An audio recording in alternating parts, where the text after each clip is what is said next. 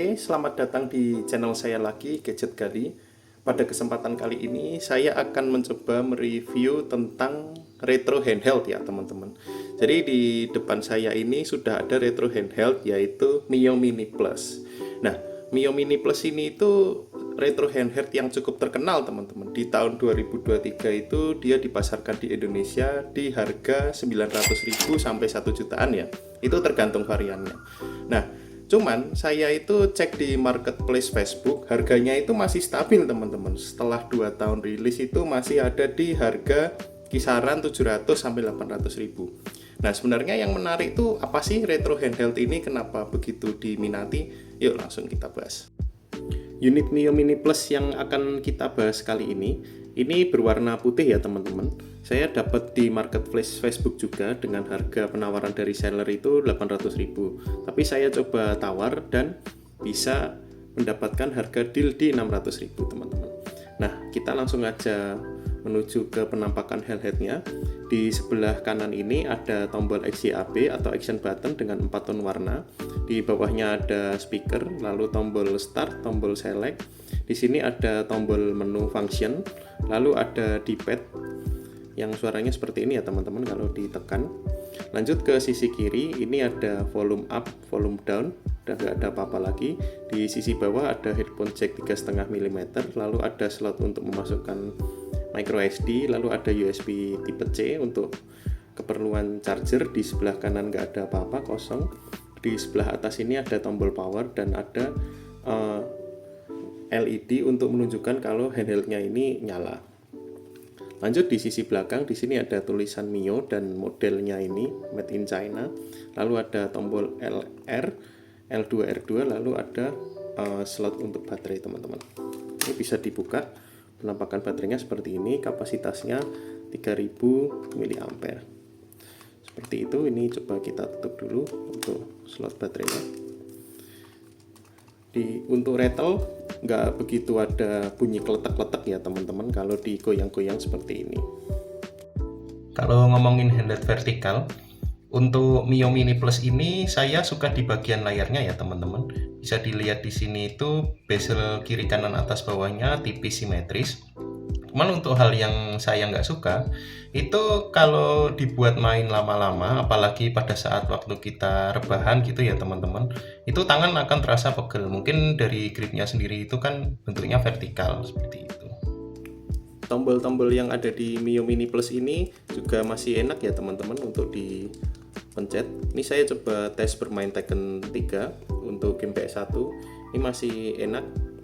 Jadi untuk D-pad maupun action button ini masih presisi juga dan tidak ada miss yang mengganggu pada saat melakukan permainan. Untuk L1, R1, L2, R2 juga masih enak diklik teman-teman. Di sisi spesifikasi, handheld retro ini menggunakan dual core prosesor dengan kecepatan 1,2 GHz ya teman-teman. Layarnya dia menggunakan panel IPS dengan ukuran 3,5 inci, resolusinya 640 x 480 pixel. RAM-nya dia ini menggunakan 128 MB dan storage MMC up to 128 GB seperti unit yang sedang saya pegang. Untuk baterai dia berkapasitas 3000 mAh.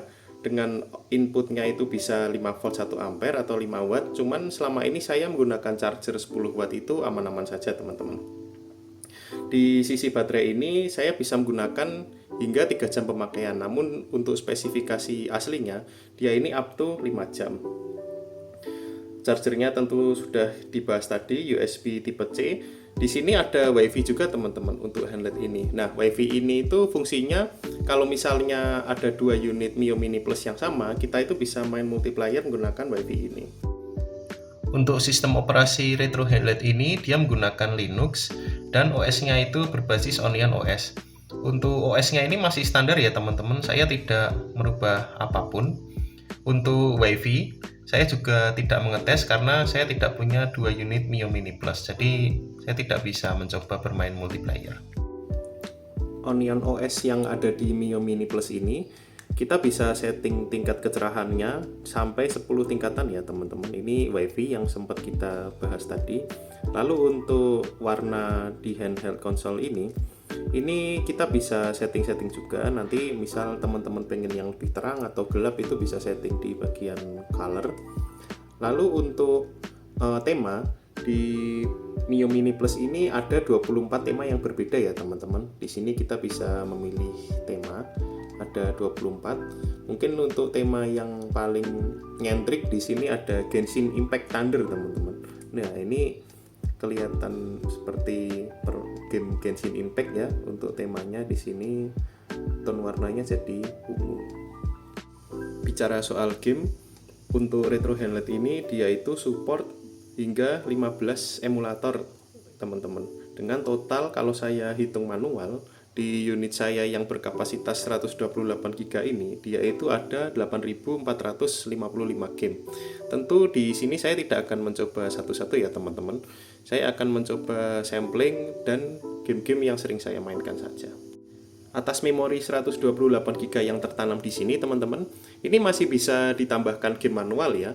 Jadi nanti diambil saja memorinya dari bawah, lalu di copy game untuk emulator apa yang ingin teman-teman tambahkan. Lalu jangan lupa untuk refresh ROM di sini. Jadi kita masuk ke menu game, lalu kita refresh ROM di sini. Karena kalau tidak di refresh ROM itu gamenya yang barusan teman-teman masukkan nggak akan kebaca itu. Karena saya pernah coba masukkan game waktu itu, saya tes masukkan game Harvest Moon PS1 dan Harvest Moon-nya tidak terbaca. Ternyata saya searching harus refresh ROM di sini seperti itu. Oh iya, hampir lupa. Untuk handheld ini kita bisa putar video MP4 ya teman-teman. Ini sudah ada sampling video dari bawaan MMC-nya. Sekalian kita coba tes speakernya ya teman-teman. Speakernya seperti ini suaranya. Sebenarnya untuk ukuran retro handheld ini cukup lantang dan cukup enak teman-teman. Untuk volumenya dia bisa sampai 20 tingkatan ya.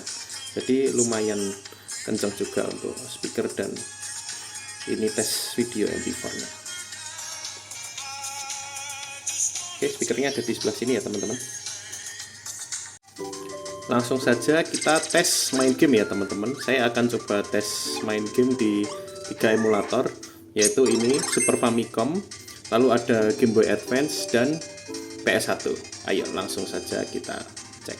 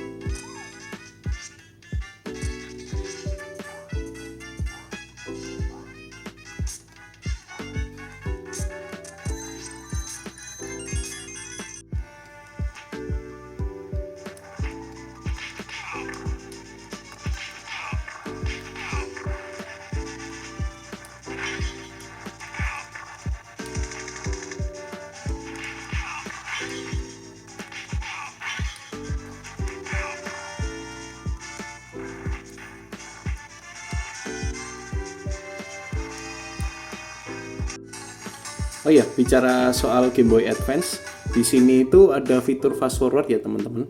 Tapi untuk fitur fast forward yang ada di Game Boy Advance itu maksimal hanya bisa 2 kali.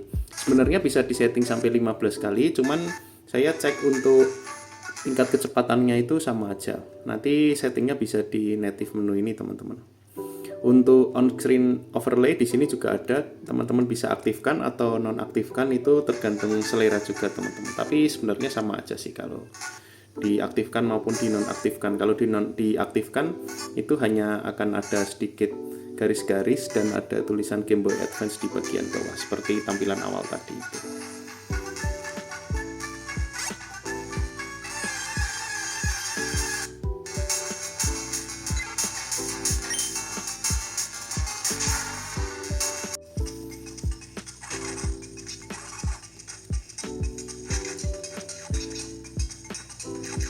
Di menu Game Boy maupun menu PS1 ada fitur untuk save state dan load state ya teman-teman.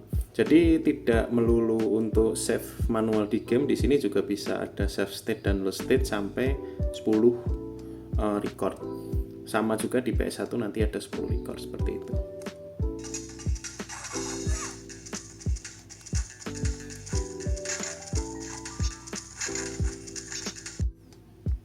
Pada saat kita memainkan PS1, kita mesti setting memory card dulu ya teman-teman. Jadi di extra stuff, di sini memory card manager, itu nanti teman-teman bisa memilih slot memory card sampai 9 slot.